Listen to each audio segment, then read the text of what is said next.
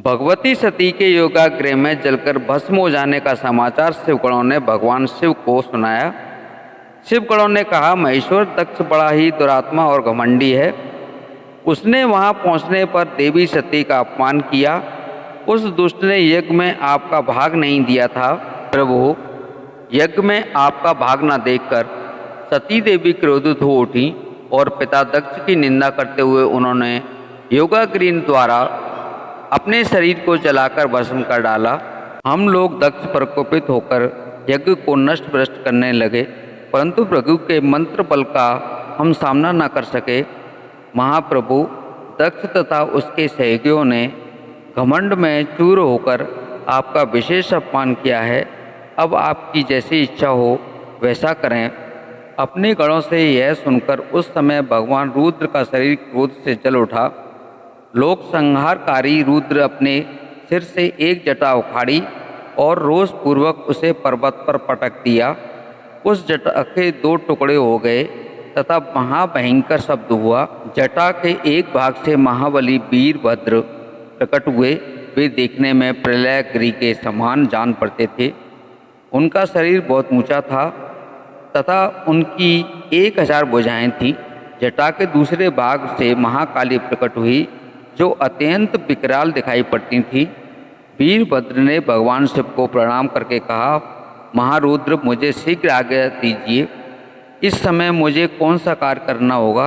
आपकी कृपा से मैं आधे ही क्षण में सारे समुद्रों को सुखा सकता हूँ तथा संपूर्ण पर्वतों को पीस सकता हूँ। महेश्वर, मैं एक ही क्षण में सारे ब्रह्मांड को जलाकर भस्म कर सकता हूँ।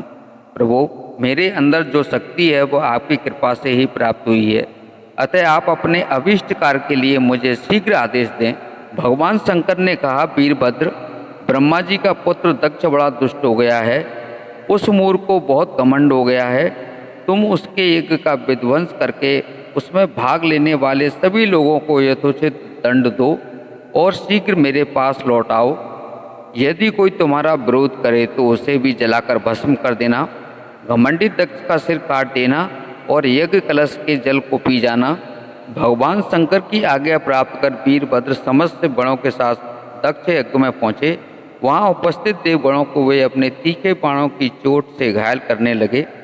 बाणों की चोट खाकर समस्त देवता इधर उधर 10 दिशाओं में भाग चले।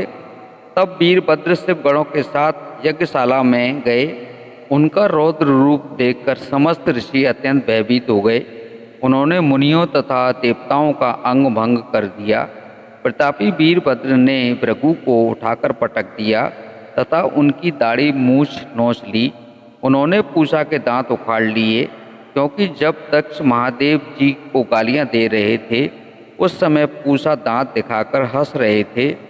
नंदी ने बक को रोषपूर्वक पृथ्वी पर पटक दिया तथा उनकी आंखें फोड़ दी, क्योंकि जब दक्ष शिव जी को शाप दे रहे थे उस समय बक आंखों के संकेत से उनका समर्थन कर रहे थे। वहां उपस्थित स्वाहा और स्वधा आदि देवियों की भी भारी दुर्दशा रुद्रगणों ने की। दक्ष भय के मारे भीतर छिप गए थे। वीरभद्र उनको बलपूर्वक बाहर घसीट लाए तथा उनके मस्तक पर उन्होंने तलवार का प्रहार किया।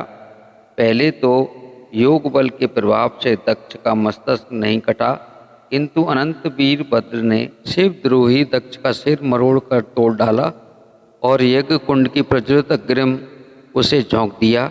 इस प्रकार यज्ञ को नष्ट भ्रष्ट करके वीरभद्र शिवगणों के साथ कैलाश लौट आए। हर हर महादेव। शिव के भक्तों, कृपया कमेंट में हर हर महादेव अवश्य लिखें, लाइक एवं सब्सक्राइब करें। हर हर महादेव।